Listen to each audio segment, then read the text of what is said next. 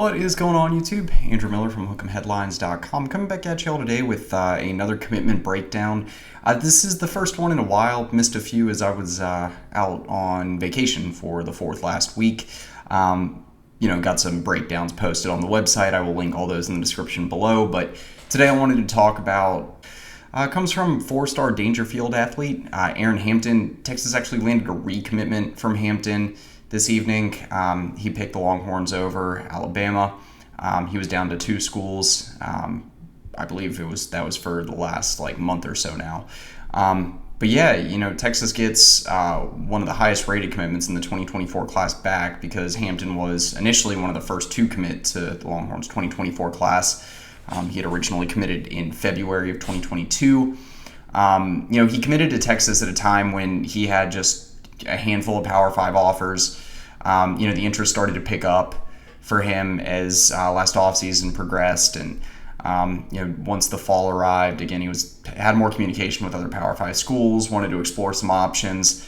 And to be honest, this has just been a really crazy recruitment with a lot of twists and turns for the last year and a half. And so decommitted in late November, but Texas stayed heavily involved in his recruitment along the way.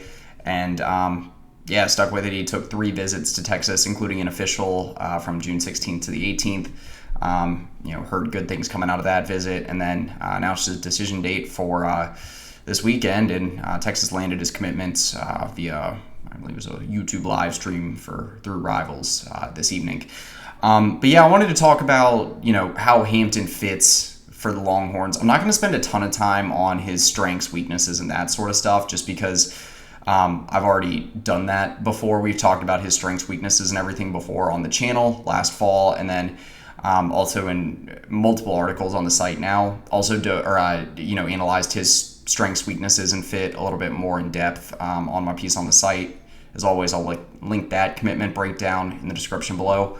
I do want to cap this video as well, giving a recap of who all Texas has landed in the last week or so. Brief synopsis of how they fit at Texas, and then we'll just take a brief look forward to what's next for the Longhorns in the 2024 class, because this is still kind of just the beginning of what's going to be a busy month of July for the Longhorns on the recruiting trail. I say just the beginning. It's probably in the middle stages at this point. Texas did get a lot of commitments here in the last week or so, but yeah, we'll talk more about the kind of what's next here at the end of the video. Let's go ahead and get into it for Hampton. Just a brief overview of his game, just so it kind of provides a little bit of, just a little bit of context if y'all aren't familiar with his game. He's a two-way athlete at Daingerfield High School. It's kind of lower division Texas high school football, but he's really, really productive, a big-time playmaker, just a really, really gifted athlete. Has registered more than 2,500 total yards from scrimmage in the last 2 seasons at Daingerfield, playing on offense. Even on special teams as a return man, he's returned multiple kicks for touchdowns. He's a good punt returner as well. And then on defense, he has registered, I believe, north of 15 interceptions in the last 2 seasons, around 5 forced fumbles, over a dozen pass breakups. So just all around, very, very productive, versatile, gifted athlete. He stands at around 5'11", 175 pounds. And so, he plays cornerback at Daingerfield. He moved around to different defensive back spots, but he has played a lot of cornerback, a lot of one-on-one coverage. Playing lower division high school football, the limitations to his frame at the collegiate level don't matter as much. And so ultimately, I think that, given his frame, shorter height and, just the fact that he wants to play wide receiver at the collegiate level, at least from what he said in past interviews in the last 2 years. And, I've covered him at a couple of 7-on-7s, and you can just tell he gets, sometimes you can see it with a player when they enjoy playing one side of the ball more, just gives them more energy. You could just tell by the body language. That's certainly something that's evident not only on film, but also in person for Hampton when he's playing a wide receiver on offense compared to, anywhere in the defensive backfield on defense. And so, ultimately, I think those 2 factors are 2 of the big reasons why he'll probably play wide receiver at Texas. 2 of the other reasons being that One, just number situation, I think it works out for him best to be a wide receiver. If you look at some of the numbers in the 2024 class for the Longhorns right now and what the number situation will look like for the rest of the cycle, Texas has 2 wide receivers committed if you're not including Hampton. You have Freddie DeBose Jr. and Parker Livingstone. DeBose is a guy that probably is viewed more as like a boundary wide receiver or a field guy. And then Livingstone is 6'4", so he's set at the boundary. I think just looking at that, Hampton is probably best set for the slot, just looking at it purely in terms of numbers. Jordan Whittington is going to depart after this season. He's a redshirt senior, so he runs out of eligibility. DeAndre Moore is likely the next up at slot receiver. Beyond that, you do have some guys that can play out of the slot. Jonte Cook could play slot. Ryan Niblett, certainly a viable option there as well, if he develops as a route runner and some of his technique as a wideout. But, I'd say really DeAndre Moore is the only thing that you feel is even close to a sure thing heading into the future at slot receiver. And so I think looking at that, Hampton, he's a guy that's got a lot of short area quickness, a lot of burst. Like I said, smaller frame, but strong hands. He is a guy that needs to develop as a route runner as well. Right now he's more of like, utilized behind the line of scrimmage, in the ground game, in the deep passing game, and more like crossing drag routes, that sort of thing, taking advantage of his yards after the catch ability. Kind of needs to work on his technique and his preciseness as a route runner, especially if he's going to work between the numbers at the next level for Texas. But yeah, so, I think the last reason why it just makes more sense for him to play a wideout is, again, a combination of numbers and just personnel situation. Texas right now has just so much depth heading into the future at the 2 positions I think Hampton would fit best on defense. That would probably be at safety or at nickel. I think nickel would ultimately be the best between those 2. At the star position, Texas has Jahdae Barron probably maybe for the next 2 years. He could go to the NFL after this season. Don't quite know there yet, but and then next season, even if Barron leaves, you've still got guys like Warren Roberson could play at star. Jalen Gilbo, a very potent option there. Austin Jordan's been cross training there. You got Jordon Johnson-Rubell that just committed to the 2024 class. That is probably best molded for the star position. And so, you got all these guys that are just talented defensive backs that, are going to keep the depth strong at that position heading into the future. And so, just looking at that, I think the best situation, like in terms of actually earning a spot on the 2 deep at some point in his first 2 or 3 years on campus, Frampton's probably going to be at slot receiver, maybe at field. I think field is ultimately the best long-term fit. Maybe the most natural long-term fit is probably a better word for it. But, Texas, they got Xavier Worthy right now, even after Worthy. Texas recruiting a guy like Ryan Wingo that is obviously going to be looked at as a early impact field receiver. Could also play on the boundary, but that's a guy that would probably slot on the depth chart ahead of Hampton. But obviously, Jonte Cook is probably the field receiver of the future if you're looking at the depth chart situation as it stands now. So, anyway, I wanted to mention some of his fit at some of Hampton's fit at Texas. Like I said, there's just multiple reasons why I feel like slot receiver is probably the immediate fit long term. Just given this guy's insane upside and insane talent, field receiver is certainly a viable option. I mentioned that just taking advantage of his full skill set, field receiver is probably the best way to go. That's just because Hampton's such a dangerous weapon in the open field. You just got to get him the ball in space and let him make things happen. He's such a dangerous weapon to get involved in the screen game. And you can get him involved in jet sweeps. You use him in different ways with pre-snap motion. And again, especially if he becomes a more technical route runner, that wouldn't just benefit him out of the slot. That would benefit him at field receiver as well. You can line him up out of the backfield. Again, he's taken plenty of snaps at running back. So yeah, like I said, there's multiple ways you can get him involved. But it's not just defense and offense that Hampton can make an impact for the Longhorns. I mentioned earlier he's a very, very dangerous return man on special teams. And knowing how important it is for Sark to get a lot of these guys involved with the special teams unit, especially before they start taking regular live game reps. on the two deep, on offense or defense. In Hampton's case, probably on offense. Contributing on special teams is such a big deal. And while Texas, they have plenty of weapons. It seems like they have plenty of return guys they can utilize for the next few years on the roster now. Hampton's still a guy that could definitely figure into that group that is looked at among the viable candidates to be return men. Again, regardless if it's punt or kick returns. Be interesting to see how he figures into the coverage units as well, just because again he's got experience on both sides of the ball, got good straight line speed, got good understanding of play development, things like that. So I think utilizing him on coverage units as well early in his collegiate career would be a good way to go. Like I said, I wanted to mention just like some of the best fits for Hampton on the 40, and I think that mostly covers it. Like I said, if you want to dive more into his strengths, areas of improvement, things like that, I'll link up the commitment breakdown I did for his recommitment today in the description below.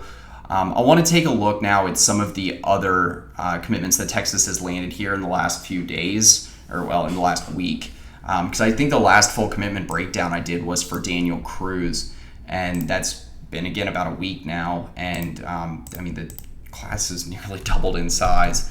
The biggest day of activity for the Longhorns in the 2024 class in terms of picking up commitments was last Saturday. Texas picked up 3 in the span of just a few hours in the afternoon.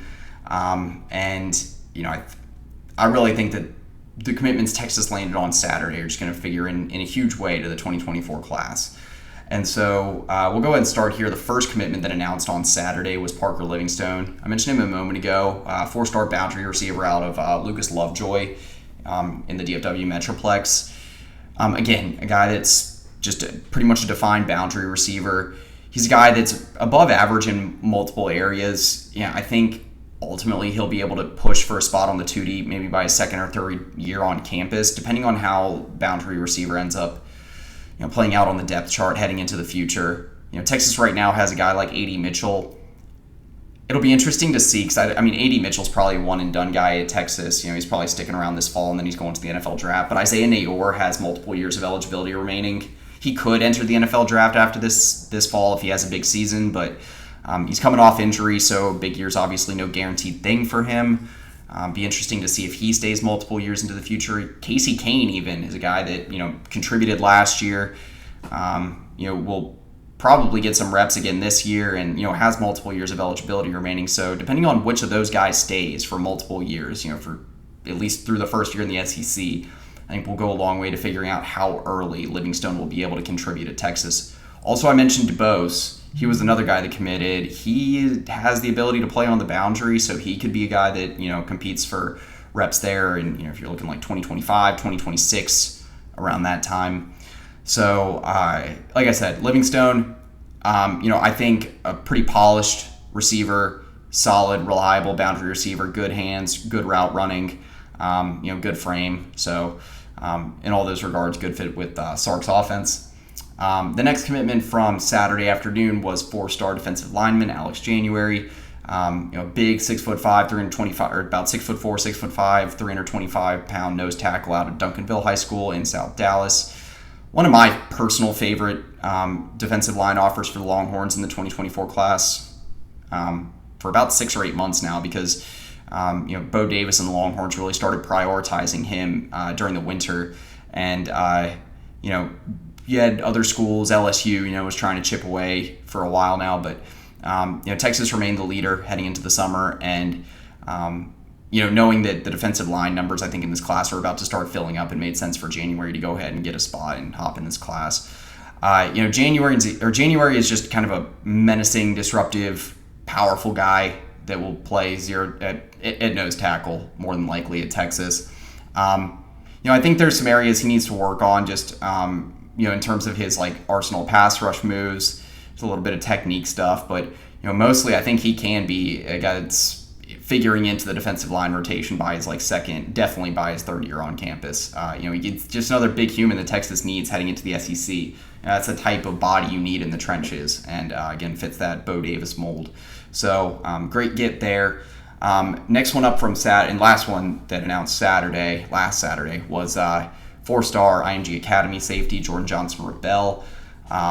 the second defensive back to commit to the Longhorns 2024 class after four-star Arizona product Santana Wilson.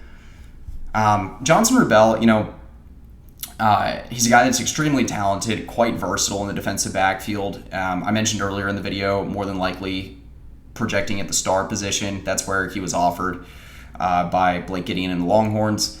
And, I think that especially if he can keep growing, he's about 5'10" right now, like 175, 180 pounds. But if he can keep growing into his frame, then, he's a guy that's going to be, I think, an early impact guy at the star position, depending on how the depth chart shakes out there. And, if Johnson-Rubell can, kind of make some noise when he arrives on campus next year, then, he's a guy that could get a spot on the 2 deep as a freshman or a sophomore, and then we'll see where it goes from there. But Johnson-Rubell, again, pretty polished game right now.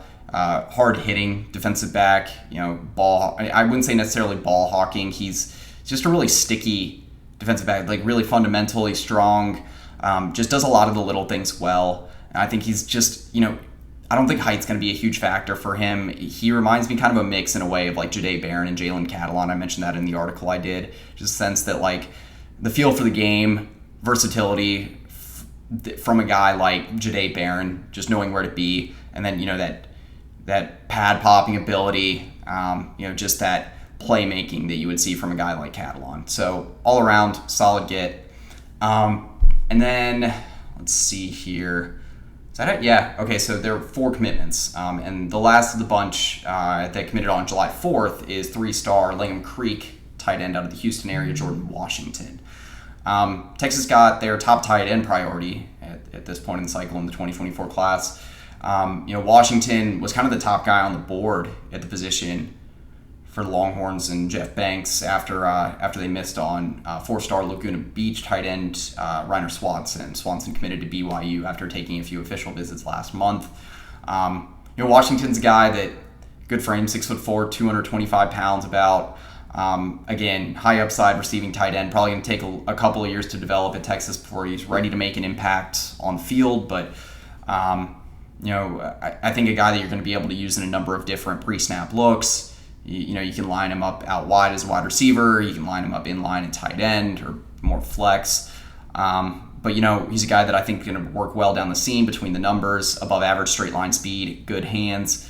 Needs a little bit more work as a route runner, but he's already showing glimpses of a pretty diverse route tree that he'll be able to run when he's in this offense at Texas.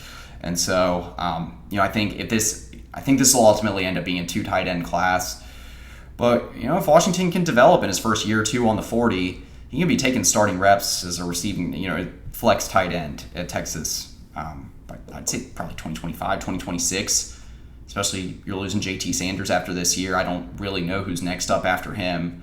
Gunnar Helm, Spencer Shannon, Will Randall, but none of those guys is a clear high-level receiving threat as a tight end. So, Washington's going to be an important guy a couple years down the road for the Longhorns.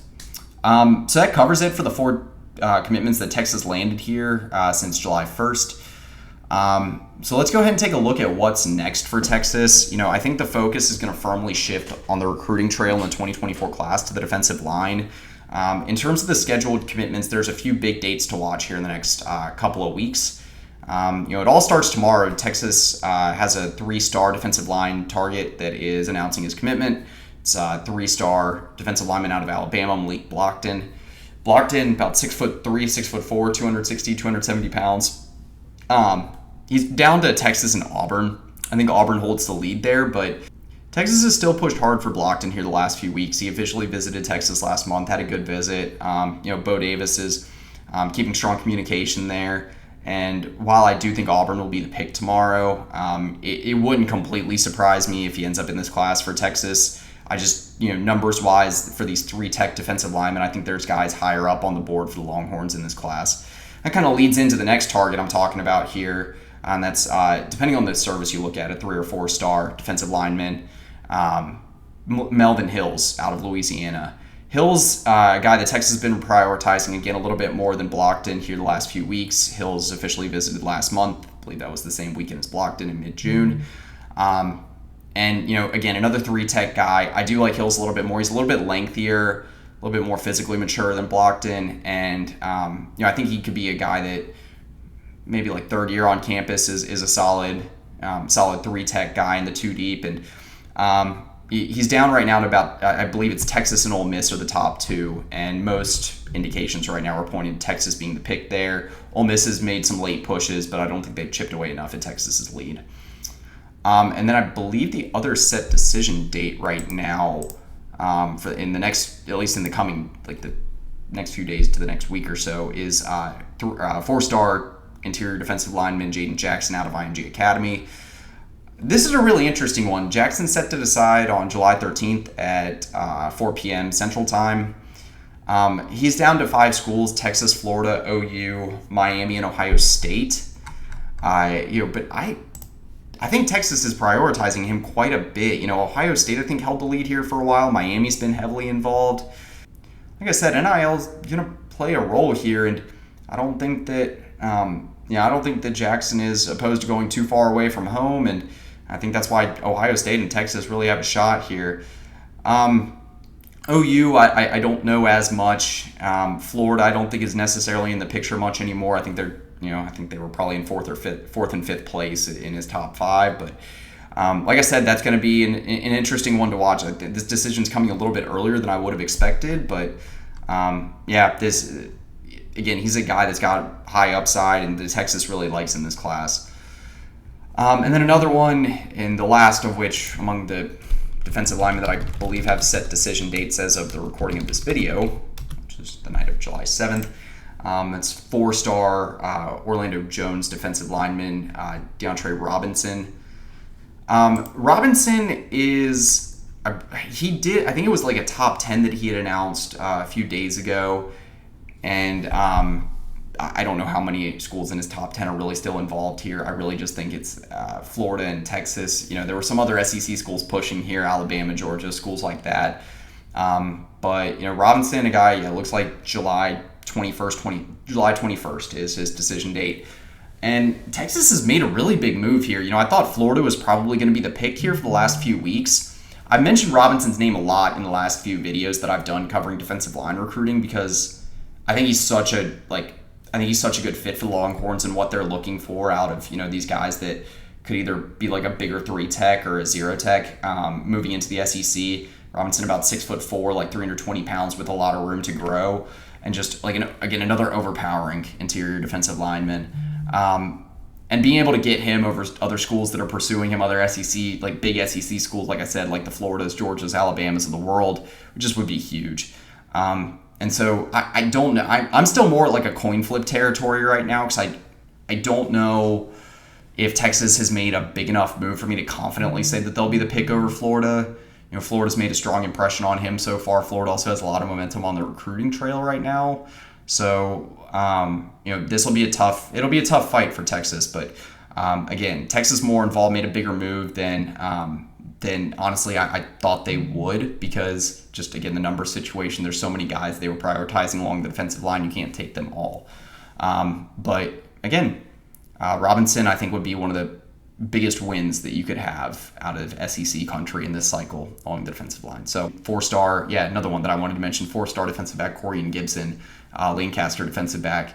I think it's closer between Texas and Clemson for Gibson than I thought maybe like a week ago, but I still think Texas holds the lead there. I'm just a little bit more cautiously optimistic than I was the last few videos that I published. So it wouldn't surprise me ultimately if he lands at Clemson, but I would still consider that to be more of an upset than if Texas won the battle to land him over Clemson. So still obviously a massive decision to watch there, because Gibson's one of the top in-state defensive back priorities in this class. So that one again is July 22nd. So that's 5 big decisions to watch here in the next 2 weeks. And so plenty of movement to come on the recruiting trail for the Longhorns. I'm sure that's not going to be all the schedule commitments that we have for the next few weeks. And so we'll continue to keep you updated on the website. Again, I'll link all the work we are doing tied to these videos in the description below as always. But for me, Andrew Miller at Hook'em Headlines, that's pretty much it. Welcome.